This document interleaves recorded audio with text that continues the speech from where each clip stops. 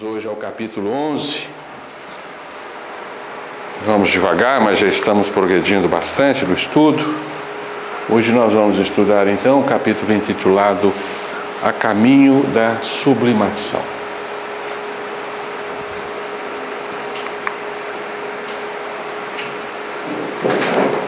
Neste capítulo, Baldi apresenta-nos um tema sobremodo importante para nós, que é da sublimação ou catarse biológica. É interessante esta denominação de catarse biológica, porque nós vamos ver já de antemão que o assunto está inserido na própria evolução da vida. O assunto diz respeito à evolução biológica. Não é um fenômeno puramente espiritual, mas é um fenômeno que diz respeito à vida. Ele está inserido na mecânica da vida, na mecânica do universo. A catarse biológica. Portanto, é um movimento que todos deveremos empreender, mais dia menos dia, ou mais século menos séculos. Haveremos de chegar lá e realizar a nossa catarse biológica. Então nós vamos definir com o Baldi o conceito de sublimação ou catarse biológica. Catarse é uma transformação, um movimento de íntima transformação, né? Portanto, a catarse biológica é definida por Baldi como o próprio fenômeno da sublimação espiritual, enquadrado na tese da queda. Porque nós, com a tese da queda, estamos explicando tudo na nossa vida e no nosso universo. Então nós vamos entender que a sublimação, ela se encaixa no fenômeno da queda. Se houve a queda do espírito e a contração da consciência, tem que haver a restituição dessa consciência à sua plenitude original. Isso é a sublimação, é a catarse, né? Se não tivesse existido a contração da consciência, não haveríamos como entender esta necessidade, né? Então é a superação dos resíduos da queda, com todos os seus erros, seus equívocos, suas dores, suas limitações, né? Então tudo aquilo que para nós representa os nossos empecilhos à livre manifestação dos potenciais divinos que detemos, são resíduos da queda. Os próprios corpos que nós construímos, encarnação, pós-encarnação, são resíduos da queda. A intensa maldade que ainda nos define, a nossa habilidade pela revolta, pela astúcia, pelo desamor ao semelhante, tudo isso é resíduo da queda. E um dos mais importantes, né, resíduos da queda, é a nossa ignorância, que também é produto da nossa contração, da nossa fuga do seio divino, né? Então a catarse biológica, ela é um processo de inversão de valores, os quais se acham emborcados com a queda. É interessante nós observarmos esse conceito também, porque nós estamos entendendo na atualidade que a evolução não está produzindo nada em nós. Nós não estamos criando nada de novo em nós. Nós já possuímos todas as potencialidades divinas, já estão inseridas na nossa intimidade. Elas estão contraídas. Então a vida, no seu maravilhoso processo evolutivo, está nos propiciando restituir estes valores, porque nós já os temos, né? Então é o mesmo princípio que está inserido numa semente. A semente contém a árvore pronta, tanto que ela anseia restituir esta árvore. A árvore inteira está na semente. A semente não vai produzir uma árvore, né? E nós também, como sementes divinas, temos a divindade pronta dentro de nós. Nós estamos apenas restituindo estes valores em nós, porque esses valores foram emborcados, foram invertidos e foram contraídos, né? Então a evolução é um desemborcamento, não sei nem se diz essa palavra, mas dá para entender, né? Um desemborcamento de potenciais. Uma restituição de potenciais é a melhor definição que nós temos para a evolução, dentro de um princípio que é muito lógico. Na criação divina, nada se cria, nada se destrói, tudo se transforma, não é assim? Então, se isso é um princípio verdadeiro, né? Anunciado do Lavoisier, referente à nossa natureza, a natureza universal, né? Eu posso entender catástrofe biológica como um desfazimento da armadura biológica. Com certeza. Um desfazimento. Ou sublimação da armadura biológica. Exatamente. É isso, né? É isso. Que a armadura biológica é uma prisão. É. E eu estou desfazendo. Desfazendo, restituindo. Nós não estamos construindo nada de novo, porque, segundo Lavoisier, nada se cria, né? Então nós não estamos criando nada em nós, estamos restituindo os nossos valores que foram contraídos, né? É um movimento centrífugo da matéria ao espírito. Centrífugo em relação à matéria, que nós estamos fugindo da matéria. É um movimento centrípeto em relação ao divino, porque estamos voltando ao centro, que é Deus, né? Então, dependendo do ponto de referência, esse movimento é centrífugo ou é centrípeto. Tá claro? Em relação ao nosso mundo é centrífugo, estamos fugindo dele, né? Em relação a Deus, estamos indo para Deus, é um movimento rumo ao centro, né? Mas de qualquer forma é da matéria ao espírito. Ao mesmo tempo que está tudo expandindo. Sim, a própria expansão é a catarse, né? Indo para o centro. Sim, a expansão é uma expansão de volta ao centro, né? Entendi. Portanto, é uma via de correção do que foi emborcado, daquilo que está errado, né? É uma via de restituição e de correção. É uma via de evasão das dores e dos limites, quebras de limites, né? Essa é a definição mais clara que nós temos de evolução, que é a catarse biológica, né? Esse é o antissistema. É o universo emborcado onde nós vivemos. Então é uma correção do antissistema. O Wald chama de AS o nosso universo entretecido em tempo, espaço, matéria e energia. É um universo às avessas. É um universo que nasce do caos, né? Que tem a desordem, a destruição, uma série de valores que não são divinos, né? Que está caminhando paulatinamente para o retorno à ordem, à perfeição. Então o Balde chama o universo da perfeição de sistema e o nosso universo, onde estamos inseridos, antissistema. O universo da carne, da matéria, né? Que pressupõe tanto os mundos físicos quanto os mundos extrafísicos. Porque nós desencarnamos e continuamos no antissistema, né? O sistema está além, muito além da evolução, né?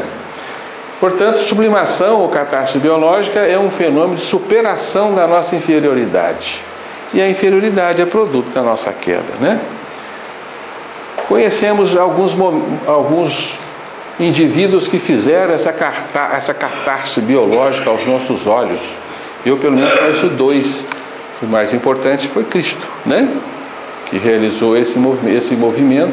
O outro é Francisco de Assis, que tudo nos leva a crer que ele realizou também esse movimento aos nossos olhos.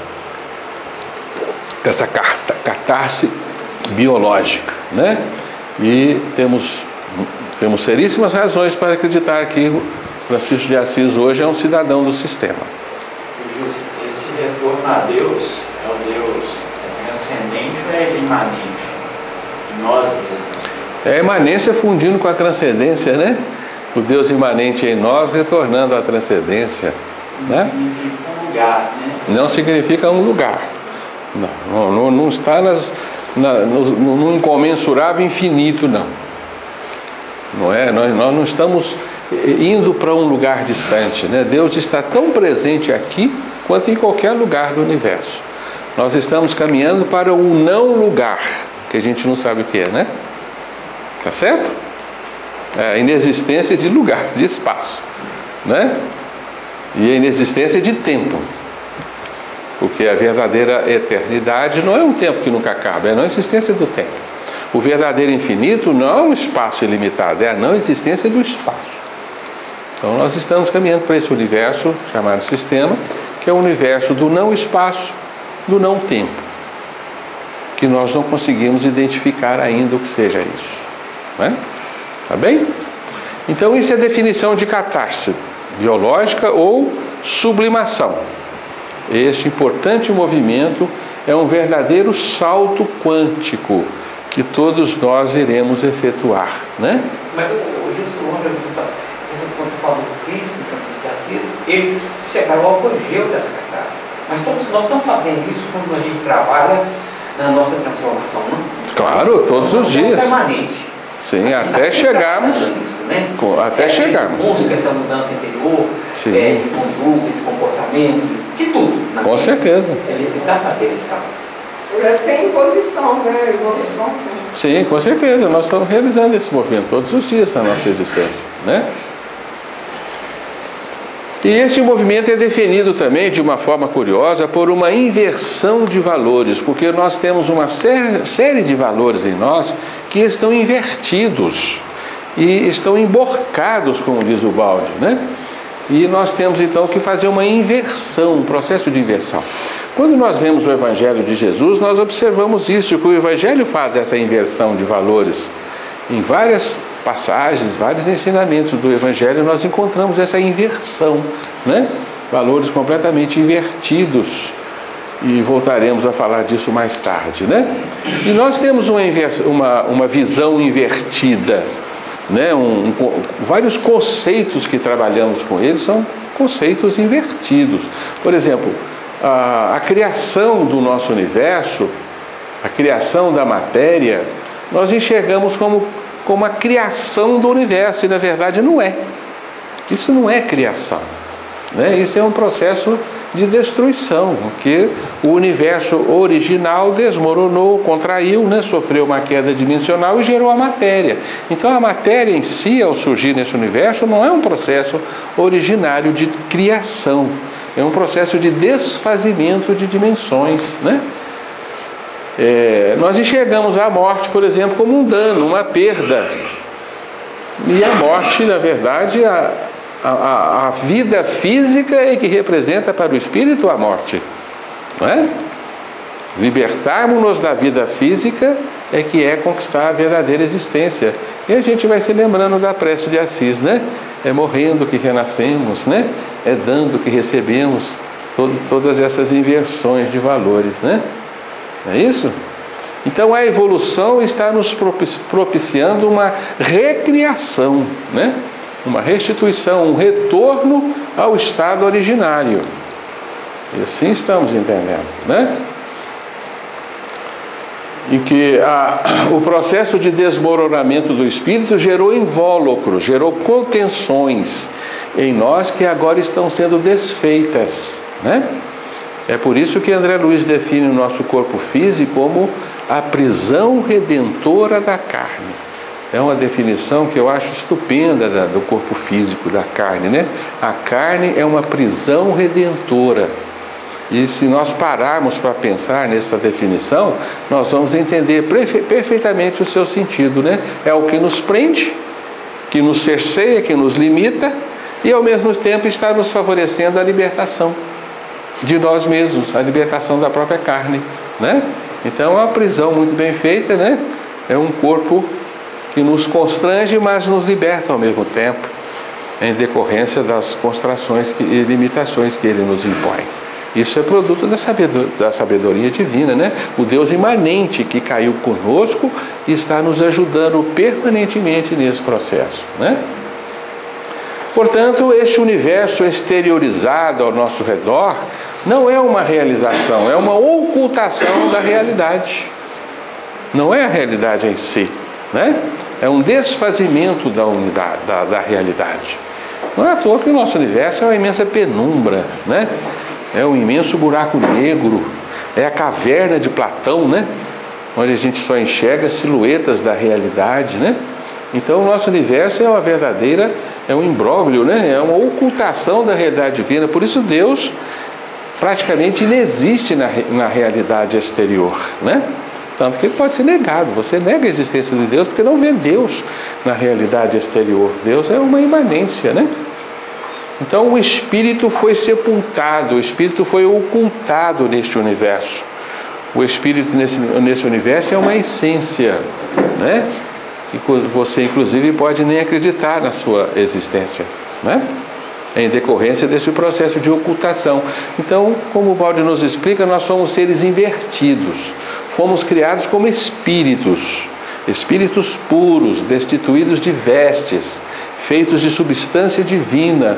Trazíamos a matéria como potencial de realização, mas algo que em nós era nulo, era apenas um mero potencial de realização. Com a queda, esse potencial se fez. E nós, então, emborcamos. O espírito ficou por dentro e a matéria por fora. Antes era o contrário, o espírito por fora, a matéria por dentro, digamos assim, né? E agora nós estamos invertidos, né? Em medicina a gente usa o termo eviscerado, né? Quando um órgão, a luz do órgão vem para fora, né? Você usa esse movimento, né? Então nós somos seres eviscerados. As nossas entranhas estão para fora e a essência ficou escondida no interior. E agora a evolução é um processo de desfazimento desta emborcadura, desta inversão. Nós estamos trazendo o que está dentro para fora, né? E desfazendo o que está por fora, nos ocultando de nós mesmos, né? Tá certo? Então o processo de evolução é apenas uma inversão, né? De tirar aquilo que foi sepultado dentro de nós, né? Então nós estamos entendendo que a queda aprisionou o espírito na matéria e como que matou o espírito morreu, né? Não uma verdadeira morte, porque a verdadeira morte não existe, que é o desfazimento do ser, mas houve uma perda da consciência, nós caímos na inconsciência, né?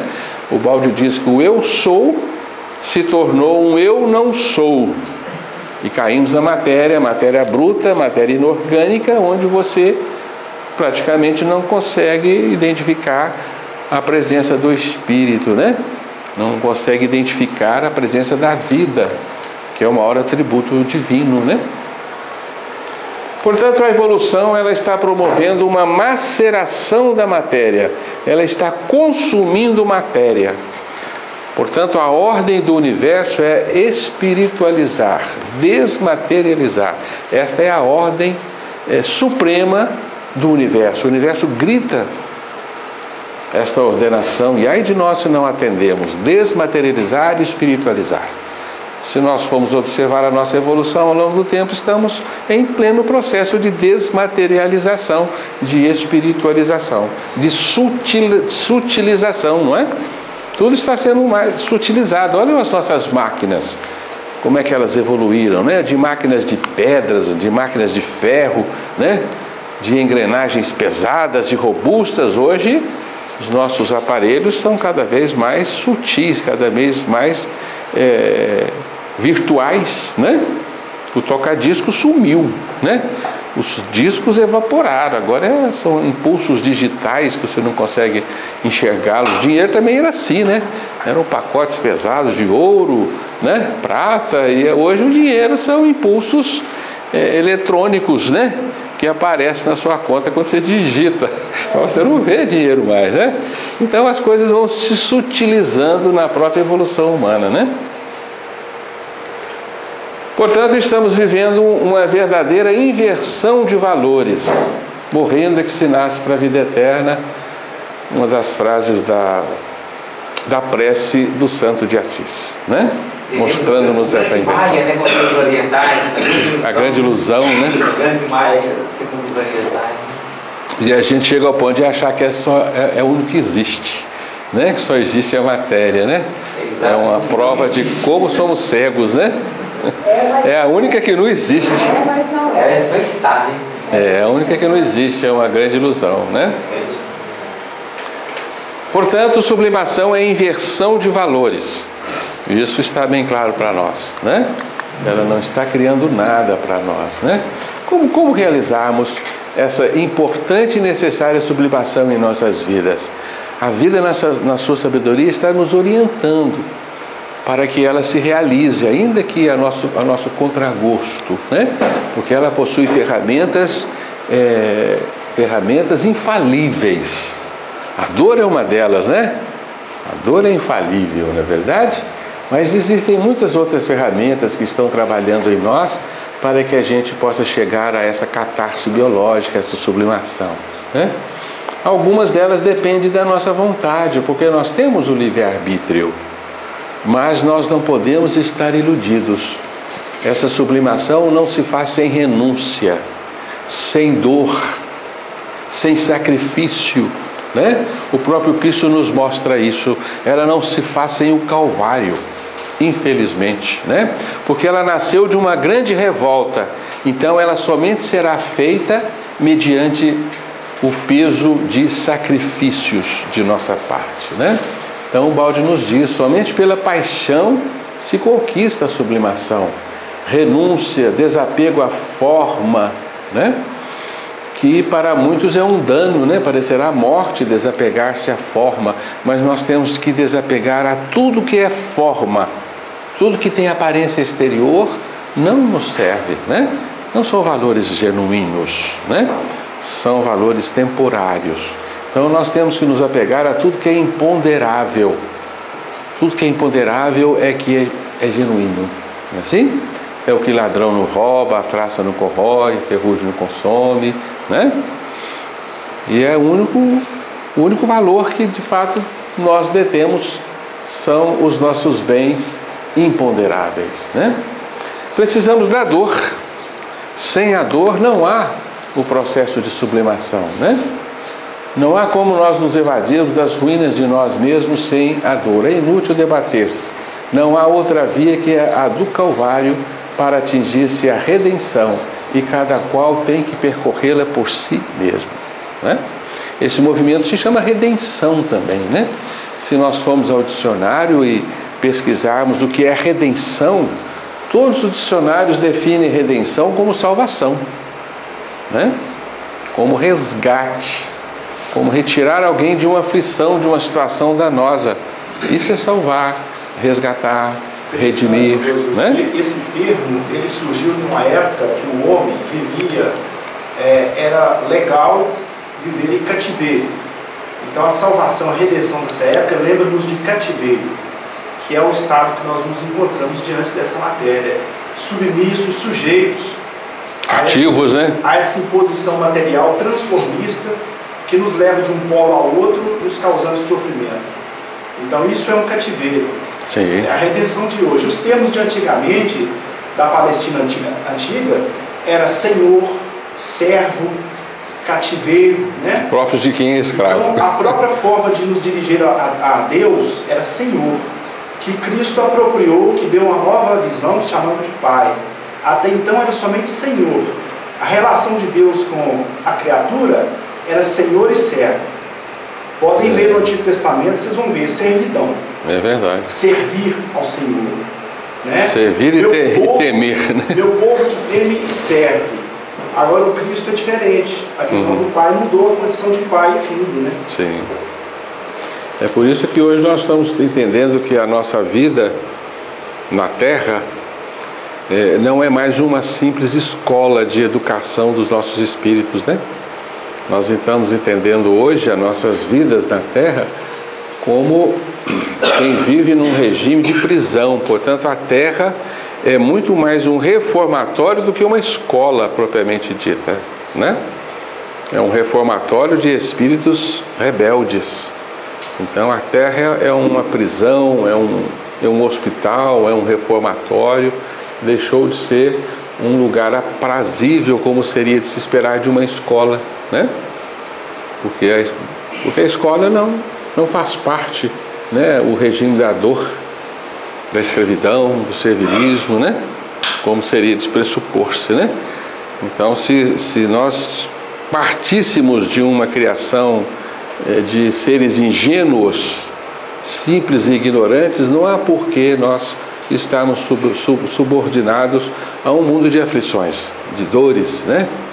A mundos selvagens, bárbaros, de expiação e prova. Isso é próprio para quem parte da rebeldia e não da ingenuidade, né? Portanto, somente a dor. É inútil debater-se, não há outra via que a do Calvário, nós já lemos, né? E o nosso processo de evolução nos mostra que nós estamos transformando matéria em energia e agora devemos transformar tanto os valores materiais como energéticos em espirituais, né? Nos lembramos da fórmula da substância, estamos passando de matéria a energia, de energia a espírito, né? Para voltarmos à condição de espíritos puros. E assim nós vamos ascendendo em dimensões cada vez mais elevadas, né? Passando pela razão, compreendendo melhor o universo, para evoluirmos depois pelas vias da sensibilidade e da intuição. Porque o Balde nos diz, né, que a razão procura, mas só o coração encontra, né? Então isso é uma conquista do amor, não é uma conquista do intelecto. E a necessidade de renunciarmos tudo que é matéria, tudo que é pertinente ao mundo, né? Tudo que é pertinente à nossa instintividade, à nossa animalidade, à nossa brutalidade, né? O chamado velho homem precisa ser renunciado justamente porque ele é impróprio à nossa caminhada ao reino divino, né? Temos que mudar o foco da nossa vida. O nosso foco hoje está focado para a nossa humanidade. A pessoa preocupa com o progresso, o bem-estar humano. Então, o lado espiritual não é visto. Infelizmente, a nossa ciência ainda é direcionada aos bens da matéria, né? O que a ciência faz? Ela só trabalha com o bem-estar humano. Conforto. Com o bem-estar humano. Gera conforto material. Só lá. Então, enquanto não mudar o foco, a gente vai ficar escravo e preso a novos condicionamentos. Só muda de condicionamento. Você sai de um condicionamento X e passa por isso. Mas continua condicionado ao prisão material. Então a gente tem que mudar esse foco. E a ciência tem que. A ciência ela vai fazendo devagarinho. Devagarinho vai chegar lá, né? a passo de tartaruga, mas ela vai. Devagarinho vai. É por isso que o Balde fala que mais vale um gesto de amor do que uma descoberta científica, né? E é por isso que Jesus nos deixou aquele conselho, né? Buscai o reino de Deus e a sua justiça, e todas as outras coisas vos serão dadas de acréscimo, né? Na verdade, eu tenho a impressão, os livros dizem isso, a ciência acho que vai fazer isso melhor do que a religião. Parece que sim. Vai fazer, vai, a ciência. Parece que sim. Porque a ciência é mais diversa. É verdade. Ela é mais, né? Assim, o dogmatismo escraviza, que eles coloca ela dentro do redondo que não deixa sair. Prende, né, senhor? Eu acho que o trabalho da ciência vai ter um efeito muito mais um trabalho mais livre, né, de preconceitos, né? Do que da religião. Portanto, a sublimação é um processo de espiritualização e de íntima transformação. Então nós nos lembramos aqui do ciclo da substância de Ubaldi, né, em que espírito contraiu em energia, energia contraiu mais ainda em matéria, né? Alfa, beta e gama, alfa espírito, beta energia, gama matéria, né? E agora o nosso universo está fazendo um movimento contrário, da matéria passando pela energia, chegando ao espírito, né?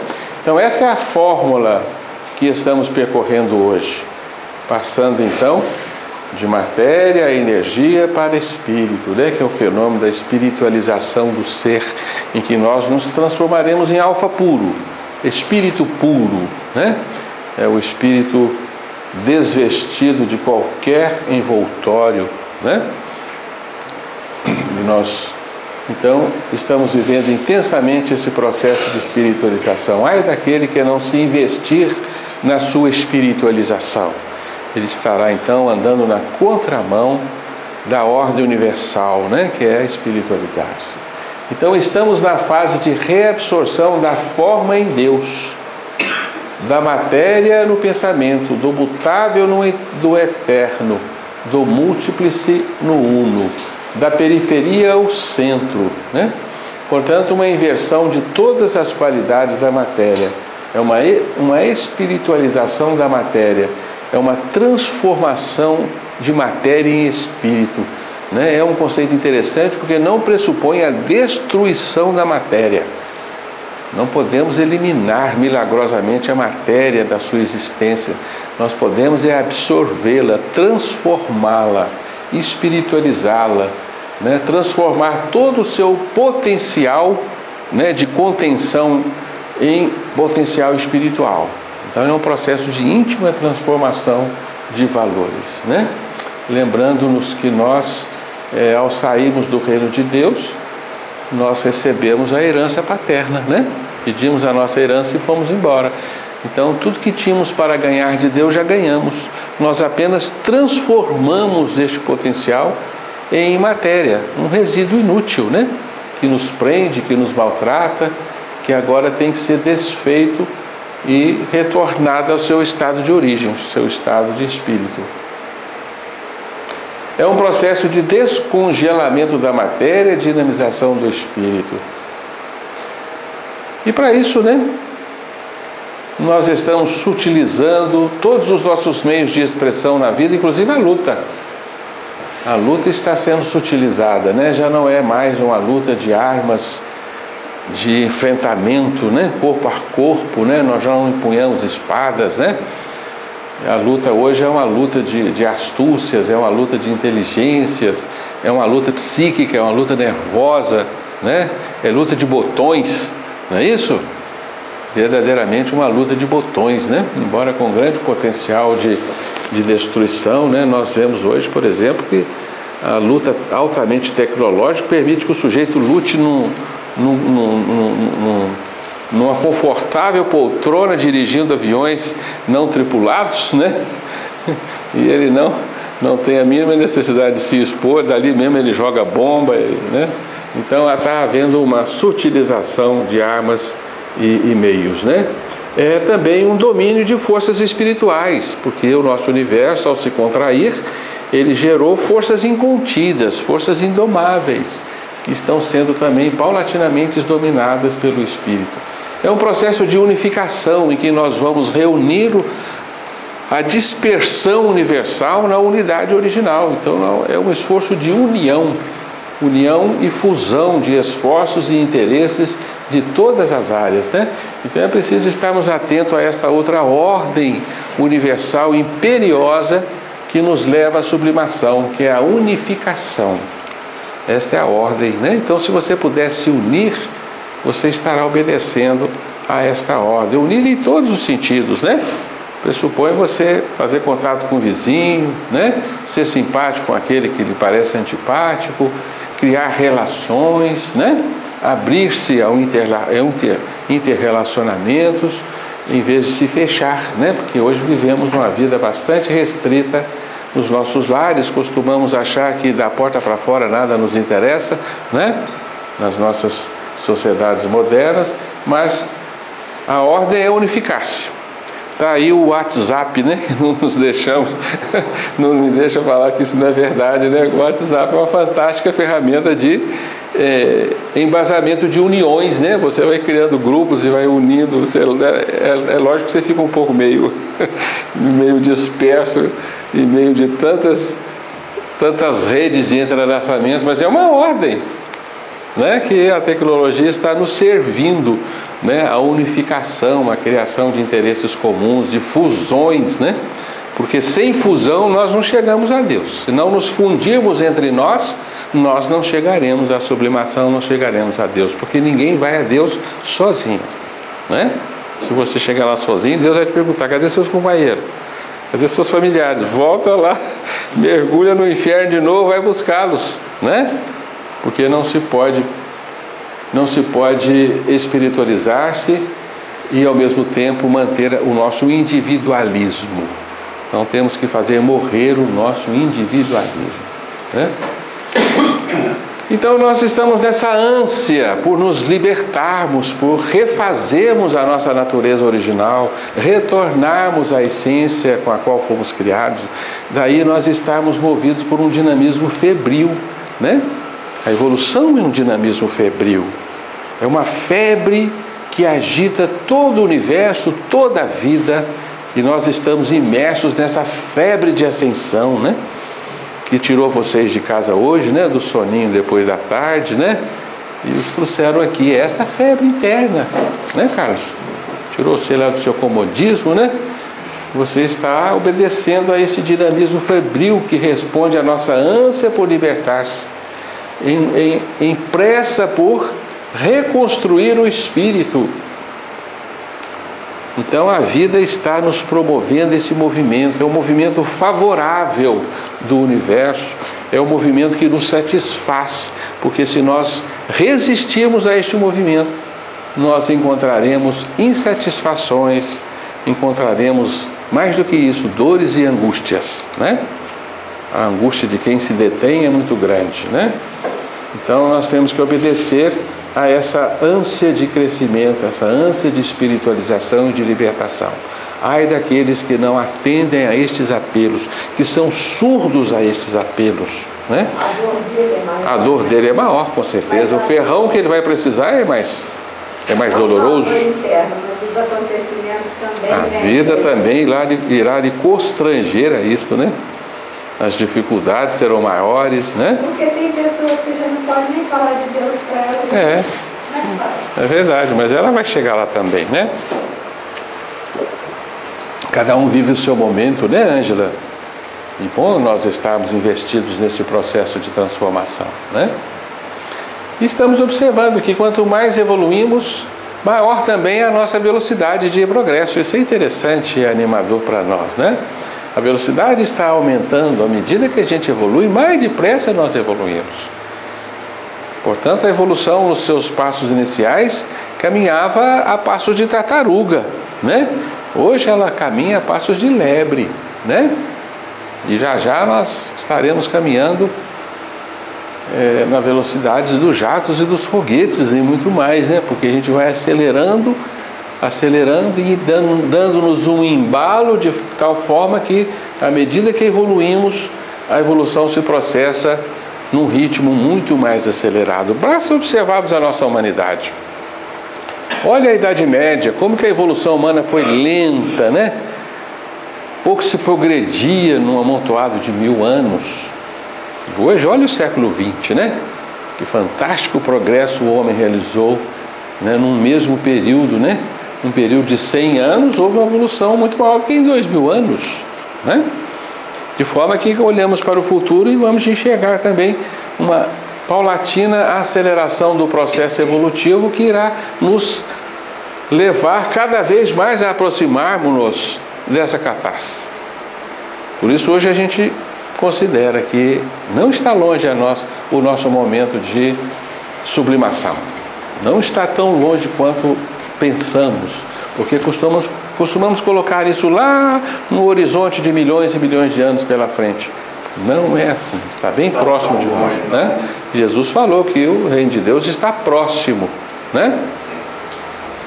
E temos... Oi. Só uma opinião aí, é o seguinte, porque fica muito lógico a gente entender por que tem que haver essa aceleração, né? Pelo campo da ciência, a teoria da relatividade de Einstein. Também, né? A gente só vai conseguir atingir uma determinada velocidade se a matéria ir começando a se transformar em energia. Sim, senão ela vai nos prender, né? Então a gente tem que acelerar mesmo, né? É natural. À medida que a gente vai desmaterializando, a velocidade vai aumentando, vai ficar mais leve, né? A transformação de matéria em energia demanda velocidade. Velocidade. Exatamente. Encarnar de novo. Temos. Vamos começar e... Mas nós vamos encarnar um pouco mais leve, digamos assim, né? Do que estamos hoje, né? Uma matéria mais sutilizada, mais fácil de ser lidada com ela, né? À medida que nós conseguirmos, que nós já sabemos, da mente intuitiva, né? A gente começar a superar a mente racional, analítica, a gente vai... E nós já sabemos disso, né? Sim, a razão é o limite, né, senhor Raimundo? Teoricamente a gente já sabe. Né? Às vezes na prática não faz. Mas na teoria a gente já sabe. Que a mente intuitiva ela tem um alcance infinitamente maior. É verdade. Não é? Mas a gente não é escravo da mente racional. Preso aquilo e até coloca essa mente como sendo a verdade. A gente já sabe que não é. Não é? A razão. À medida que nós começarmos a desapegar, né? E perceber essa mente intuitiva, o nosso avanço vai ser imenso. Com certeza. Nós ainda estamos presos no intelectualismo, né? No funcionamento racional do nosso ser, né? Mas isso também é uma prisão, né? Nós vamos romper essas algemas, né? E essa algema, ela é altamente escravizante, que você fica preso no corpo ou fora dele, não muda nada. A gente fica preso no cérebro, né? Chama cerebração. A mente não está no corpo. Não está. E a gente fica preso no cérebro. Bem, a sublimação é um processo de desenvolvimento. E aqui nós já chamamos a atenção para essa palavra, que é uma palavra que a gente não para pensar nela. Desenvolver-se significa desfazer envoltório. Desenvolver, né? Desenrolar. Então, com o processo da queda, nós nos vestimos de envoltórios impróprios. Criamos envoltórios e envoltórios em torno do nosso espírito, né? Os 7 corpos famosos são envoltórios que prenderam o espírito, né? Desde os corpos sutis ao corpo mais grosseiro, o corpo de carne, são os nossos envoltórios. Então o processo consiste em desfazer esses envoltórios, né? Que é o significado real da palavra desenvolver, desfazer envoltórios, né? Envolvimentos, tá certo? Então aqui nós temos uma bela senhorinha aqui, né? Desfazendo os seus envoltórios, executando a tarefa de desenvolver-se, né?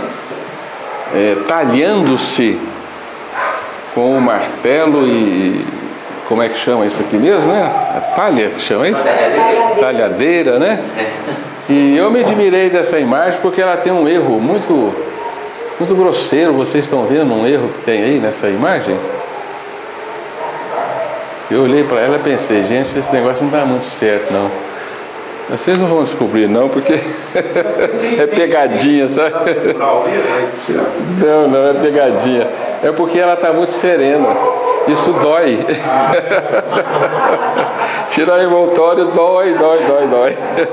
Porque o envoltório está muito coladinho no espírito, né? Só, né? Tirar a nossa pele não é fácil, não. É muito dolorido, né? Então a gente devia estar fazendo uma certa carinha assim de que a gente está sofrendo um pouquinho para tirar os envoltórios, sabe? Faltou esse detalhe, né? É a dor do buril. Nós não aprendemos que a evolução é um buril. O buril é aquilo que, né, corrói a gema para dar-lhe o brilho, não é verdade? Transformá-la numa joia, né? A pedra em joia. O buril, ele é doloroso para a pedra, né? Ele é doído, né? É através do atrito doloroso que você vai corroendo, né, as camadas grosseiras da gema para tirar de dentro dela o brilho. A evolução está fazendo isso conosco, né? Atritando-nos com a vida, porque a vida é um verdadeiro atrito, né? Em todos os sentidos. E isso é dolorido. O buril da evolução não é fácil, né? Há necessidade de muita, né, tolerância e paciência de passar por este buril, mas é necessário, não há outro caminho. Não temos como voltar para casa a não ser, né, burilando os nossos envoltórios, atritando-nos, né, com as leis da vida e entre nós mesmos, né, em atritos de interesses os mais diversos, que vão então lapidando o nosso ser, né? Esse processo de lapidação é a dor natural da vida. André Luiz chamou isso de dor-evolução. Dor própria da evolução. E hoje, com o balde, a gente entende por que a evolução tem a sua dor inerente, né? Porque o espírito experimentou a queda, do contrário, Deus não poderia criar um ser inocente que precisa passar por uma dor para se construir, né? Mas se é uma dor necessária a sua reconstrução, aí sim fica claro de entendermos, sobretudo se ele se reconstruiu de uma forma inadequada, né? Então agora nós estamos aí nesse processo de lapidação do ser, porque nós é que nos vestimos de pedra. O amor divino não poderia ter feito isso conosco, criar-nos e vestir-nos de pedra bruta, porque dizem que o espírito, né, ao ser criado, inseriu-se no mineral, vestiu-se de pedra. E isso é uma maldade de Deus, né? Por que Deus cria um ser puro feito de pensamento e o insere numa matéria grosseira e bruta e lhe ordena, sai daí, meu filho, com o seu próprio esforço? Então hoje nós estamos entendendo que não é bem essa a história. É que nós é que criamos para nós esses envoltórios duros, grosseiros e pesados, que agora tanto nos custa nos libertarmos deles, né? O eu eterno, com o desmoronamento do sistema do reino de Deus, né, não foi destruído, mas apenas envolvido no princípio oposto, em que se inverteram todas as divinas qualidades de origem. Então, houve um envolvimento, né? E agora tem que haver um desenvolvimento, um desenrolar. A evolução, entanto, é um processo de maceração em que se consome os casulos em que se prenderam as almas. O nosso corpo físico é o nosso caixão, né? É o nosso casulo onde a alma se prendeu, né? Então a evolução é uma chama lenta em que se evola a sua materialidade, facultando-nos a evasão, né, da prisão. Eis o que entendemos por espiritualização, um processo de resgate, de libertação, porque com a queda nós nos prendemos nos nossos envoltórios. É por isso que a gente vê lá, ó, olha que mensagem bacana do Espírito Lázaro, que está no Evangelho segundo o Espiritismo, que diz assim: e o Espírito deve agora resgatar o homem da matéria. Ora, você só resgata alguém que está em prejuízo, né? Alguém que está preso. Então, se nós estivéssemos apenas evoluindo, não haveria necessidade de empregarmos o termo resgatar. Porque você não precisa ir numa escola infantil e resgatar a criança de lá, porque ela não está presa ali, que não é prisão para ela, né? Mas se ela está no reformatório, né? Porque cometeu delitos, você precisa resgatá-la sim, né? Então só se resgata aquele indivíduo que se perdeu, né? Se prendeu, se coloca numa vida de prejuízos, de dores, né? E quando nós vemos a história que André Luiz conta no livro Libertação, do peixinho vermelho, nós entendemos perfeitamente o significado, né? Vocês lembram da historinha do peixinho vermelho, não lembra? Não precisa contar mais não, né? Ô Gilson, deixa eu falar uma imaginação, não li isso no carinho não. Eu estou tentando ver a minha própria mente. Olha, se nós estamos num processo de libertação, e nós temos que afastar os interesses humanos com uma realidade espiritual. Vamos pensar, se nós voltássemos à época do Cristo, 2 mil anos atrás, aí você vê aquele pessoal sofrendo, se não povo, aceitou aquela dificuldade toda, aí você fala assim, mas a vida do povo já é uma miséria danada, então é só muito. Mas vamos pensar nos dias atuais. Como a ciência, a tecnologia nos proporciona uma vida humana saudável, tranquila, conforto, bons carros para viajar, salário bom para viver, tudo fácil para vida. Aí eu falo, não, eu não vou querer me espiritualizar, não, eu vou querer continuar nessa vida humana. Está muito bom assim, né? A gente não vê o tanto que ela é ruim, né? O negócio está tão bom aqui, para que eu vou mexer com esse negócio de espírito? Certo? Me espiritualizar, e é o que muita gente faz, realmente. É a morosidade que muitos têm acometido dela, né? Tem salário bom, tem casa que eu vou morar, tem todo conforto, eu vou me renunciar a esse negócio, para quê? Certo? Tem que ter a dor mesmo, porque se o camarada não cai, por exemplo, a transição planetária, se o camarada não afastar, não sofre uma dor com o seu dor, ele acomoda, né, senhor irmão? Ele acomoda. Acomoda. Então nós temos uma chance, infelizmente, uma chance terrível de acomodar. Claro. A nossa tendência é de acomodar, né? A história do peixinho vermelho retrata exatamente isso, né? Vamos relembrá-las, né? Exato. Você vê quantas peixinho vermelho. O peixinho. Aquela história é a nossa imagem. Não é fácil com o livro, não é? Oi? É a libertação. Na verdade é Emmanuel que conta essa história no prefácio do livro Libertação, que é do André Luiz, né? Mas a historinha... Nós não entendemos isso. Não, porque eu conheço muita gente, nós conhecemos, né? Eu não estou interessado nesse tempo, não, de espiritualidade. Para quê? A vida está tão bom. Vamos só recordar rapidamente a historinha. O peixinho vermelho era um peixinho muito serelepe, vivia numa lagoa lodosa escura, cheio de peixes pachorrentos e gordos, né? E ele, muito serelepe, não engordou muito, conseguiu passar por uma estreita fenda de uma grade que existia na sua lagoa. Dali ele ganhou o córrego, o rio, o grande rio, chegou ao mar, foi ao oceano, ficou deslumbrado com aquela maravilha, pensou nos irmãozinhos dele que estavam lá, né? Os pachorrentos vivendo naquela lagoa nodosa. Com muito esforço ele voltou, se esfregou naquela grade, conseguiu, né? Apesar de perder algumas escamas, ele consegue voltar e começa a avisar aqueles companheiros seus: gente, tem um oceano infinito aqui depois dessa lagoa. Mas os peixinhos pachorrentos não estavam interessados em deixarem, né, aquela comodidade, falsa comodidade, falso conforto em que viviam, né? Eles diziam: não, nós estamos muito bem aqui, vivemos aqui, temos tudo que precisamos, né? Mas aqui é um lodo, é uma escuridão danada, essa vida aqui não serve para nada. Mas eles não acreditavam nisso, né? Mas essa situação hoje continua a mesma, né? Exatamente. Nós somos esses peixes pachorrentos, né? Se tivesse passando uma situação miserável, de escravidão, igual era antigamente, cara, mas não, vou largar aqui, me espera uma coisa melhor que ele. Mas eu ficava assim, não, aqui está bom demais, para que coisa? Está ótimo. E outros ainda que acreditam que tem alguma coisa muito melhor lá na frente, mas eles não têm pressa. Para que eu vou largar isso aqui? Deixa, né?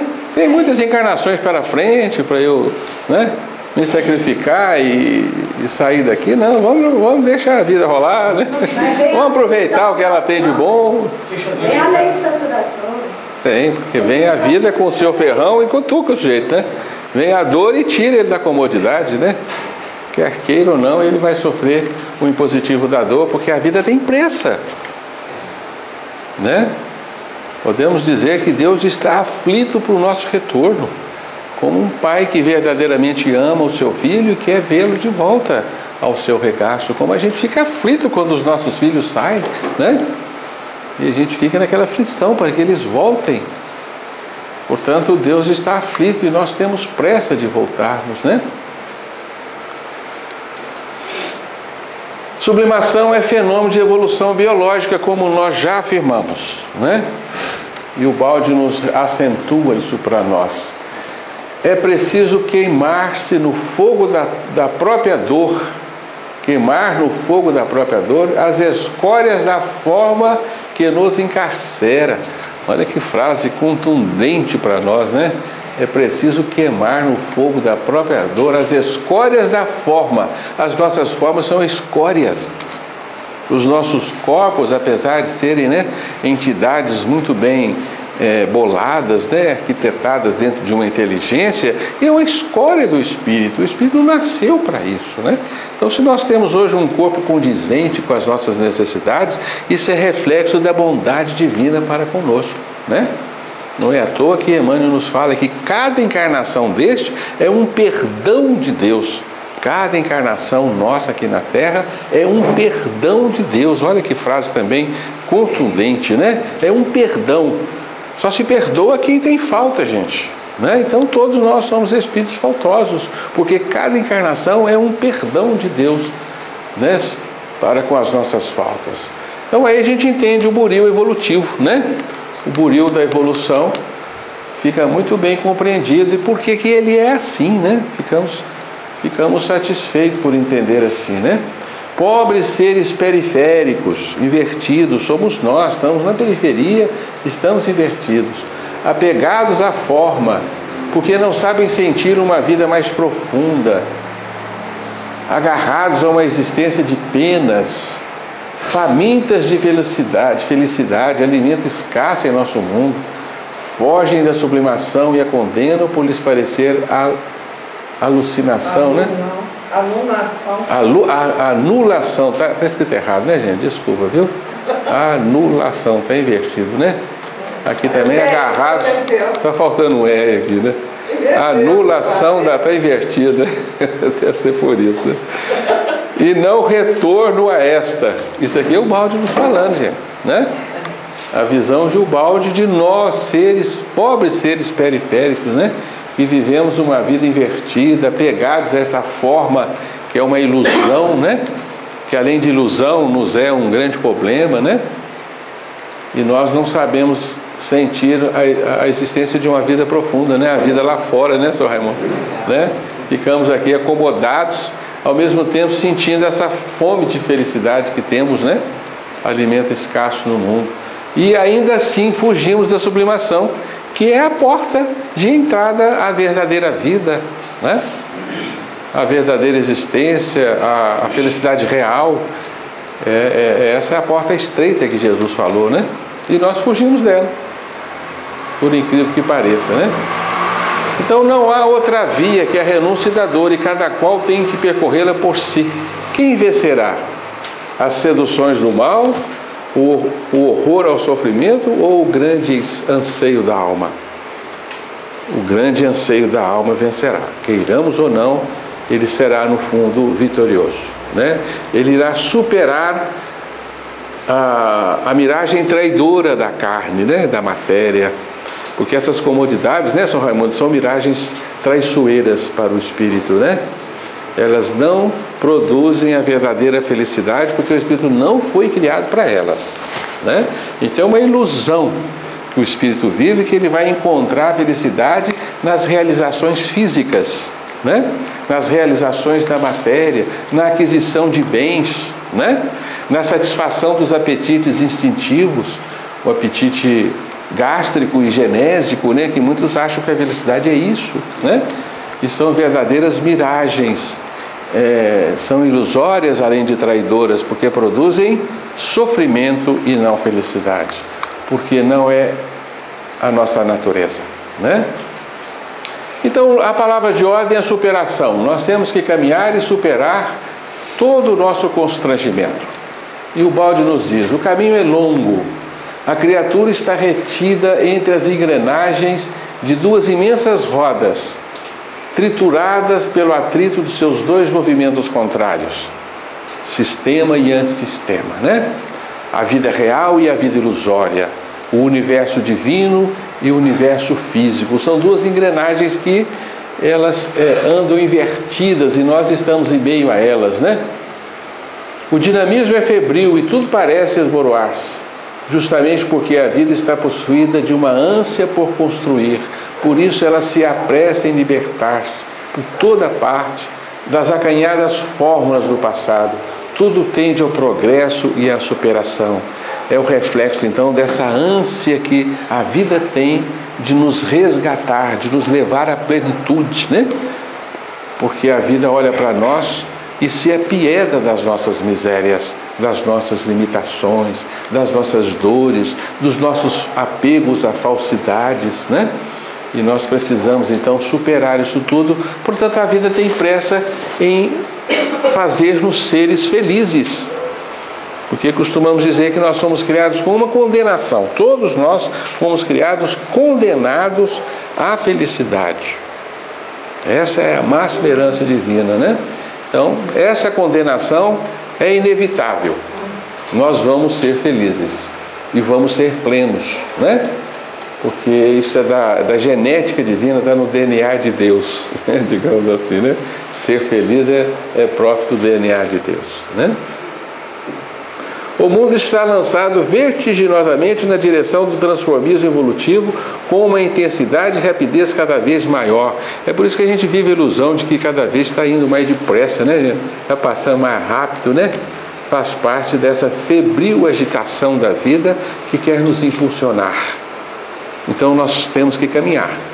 Fomos feitos para caminhar, não podemos sossegar, né? Aquele que se detém sofre o ferrão da evolução que vem cutucando todo mundo que fica para trás, porque todo mundo tem que ir adiante, né? Para isso vem a dor, vem a enfermidade, vem a restrição, né? Nós somos então possuídos de cada vez mais coerções e restrições para caminhar, para ascender, para evoluir sempre. É a palavra de ordem, né? Então, ai daquele que não tem pressa de ascender aos planos superiores da vida. Este está fadado a uma evolução, a uma coerção e a dores muito maiores do que aquele que avança a passos cada vez mais ligeiros, né? O processo de sublimação é uma viagem para o nosso interior. Isso também é muito interessante, porque a gente costuma achar que a evolução é algo que se conquista para fora, lá no infinito. Não é assim, né? É uma conquista interior. É uma restituição de valores que nós já temos inseridos em nós, né? Então é um mergulho na nossa própria natureza íntima, onde está o reino de Deus. Jesus já havia nos falado isso, né? Que o reino de Deus não está fora, está dentro, né? Portanto, o nosso infinito é interior, né? Nós não temos limites, é para dentro, não é para fora. Para fora nós estamos limitados, né? No fundo da alma está à espera o despertar daquele ser divino, o eu sou que vem de Deus. Ele representa uma explosão de vida e felicidade. O reino de Deus não é vã promessa que deva permanecer no campo das utopias. Isso é muito acolhedor para nós, né? Ele jaz no fundo da consciência e se realizará quando esta despertar, quando puder compreender de que maravilhoso universo ela é cidadã. Isso é muito confortador para nós, né? É inexorável essa herança que nós temos no nosso futuro próximo, né? Então nós temos por herança o infinito, a felicidade plena, a glória divina, a plenitude, né? A ausência de qualquer limitação. E nós ainda não sabemos o que é viver isto, né? Mas que a gente possa ter certeza de que isso está predeterminado em nós. Porque nós somos feitos de substância divina, de que se compõe tudo isso, e vamos voltar a ser substâncias divinas como fomos criados, né? Então esse é o reino de Deus tão prometido por Jesus. Agora nós podemos entender o melhor, né? Não é à toa que das 32 parábolas que Jesus propõe, todas falam do reino de Deus. Não é à toa que Jesus falou que eu vim, né, para pregar o reino de Deus. E ele recomendou aos seus discípulos que pregassem que o reino de Deus está próximo. Então é o cerne da doutrina evangélica, o reino de Deus, né? E hoje nós estamos palpando esse reino de Deus, sentindo esse reino de Deus mais próximo de nós com as revelações de Ubaldi, né? Porque passamos a entender, né? Que esse universo divino e perfeito, ele existe, apesar de ser inacessível à nossa razão, à instrumentação humana, né? Por isso é facilmente negada. Mas nós somos cidadãos desse universo perfeito, né? Abençoemos as grandes dores do nosso tempo que nos despertam.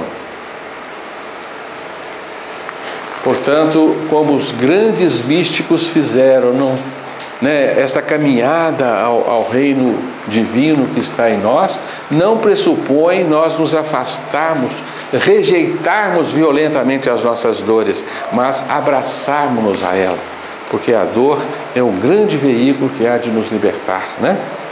E o Ubaldi nos concita, né? Desperta o homem no espírito, porque em teu âmago está o infinito, né? É uma frase maravilhosa de Ubaldi, que nos concita então a desprendermos dos nossos falsos valores da matéria e atirarmos-nos, né, com sofreguidão, né, aos bens do espírito, que é onde nós vamos encontrar a nossa realização, né? Achei essa gravura muito interessante porque ela retrata a nossa realidade. Nós sofremos essa coerção violenta da matéria, né, como seres vestidos de pedra, né? Contidos dentro de uma maçã de ferro, né? Os espíritos puros nos enxergam assim, né? Nos enxergam como seres dignos de pena, né? Presos no nosso corpo, que são verdadeiras armas. A gente na internet tem tudo, né? Você vai cavucando ali aqui, de repente você vê essas coisas. Né? Desperta, eis porque é importante, no seio do universal fenômeno da evolução, conhecer o processo humano de sublimação, porque ele representa para o homem a única solução para todos os seus problemas e suas dores. É muito bacana isso, né, gente? Da importância de nós entendermos essa necessidade, mais do que entendermos, partirmos no encalço da nossa sublimação, da nossa espiritualização, investirmos cada vez mais na nossa espiritualização, né? Fazendo um esforço muito grande para nos libertarmos dos nossos vícios, do nosso apego, né, aos apegos aos bens da matéria, entender que a matéria, né, não merece toda a atenção que nós lhe damos, né? E trouxemos o Paulo de Tarso aí para praticamente encerrar o nosso estudo, né? Desperta tu que dormes, levanta-te dentre os mortos e o Cristo te iluminará. Isso para nós hoje tem outro sentido, né? Está lá na carta aos Efésios, né? Nós somos mortos, somos espíritos que estão dormindo na matéria até hoje, né? E precisamos despertar dentre os mortos. Não é à toa que Jesus falou, né? Aquele homem que dizia, deixa eu enterrar primeiro, né, o meu parente. Não, deixa os mortos enterrar os seus mortos, né? Então nós somos os mortos do Evangelho, né? Estamos contidos em túmulos caiados, como diz Jesus, né? E nós precisamos despertar, precisamos levantar, soerguermos, porque nós vivemos um sonho, vivemos uma ilusão. Então nós estamos aqui como almas sonolentas, como quem está sonhando uma realidade que não existe, que é a matéria. E não costumamos acreditar nisso, né? Que a vida é uma grande ilusão, né? E assim é verdade, nós estamos completamente iludidos pela realidade que nos volteia, né? Por essa realidade que estamos imersos, é uma verdadeira ilusão. Você acha que está desperto nela? Não, você está dormindo nela, né? O seu espírito está obnubilado, ele não enxerga a realidade, né? A própria caverna de Platão, né? Que traz essa figura, né? Você só enxerga as silhuetas da realidade, você está numa escuridão, você está numas trevas e acha que aquilo é o melhor lugar de se viver, mas em absoluto não é, né? Então, nós vamos convencendo a razão desses fatos, e à medida que a gente vai convencendo a razão, nós vamos incorporando essa necessidade e promovendo uma transformação no nosso coração, né? Nós chegaremos a realizar a inversão de valores necessárias à nossa catarse biológica. Se nós não invertermos valores, nós não chegaremos lá. E olha que nós estamos com pressa, nós não nos apercebemos disso, mas nós estamos cada vez mais, né, sofrendo as injunções da vida, né? Então, trouxemos essa frase hoje para vocês aí, que é do Evangelho de João, né? Quem ama a sua vida, perdê-la-á. E quem neste mundo odeia a sua vida, guarda-la-á para a vida eterna. E representa esta inversão de valores do Evangelho, né?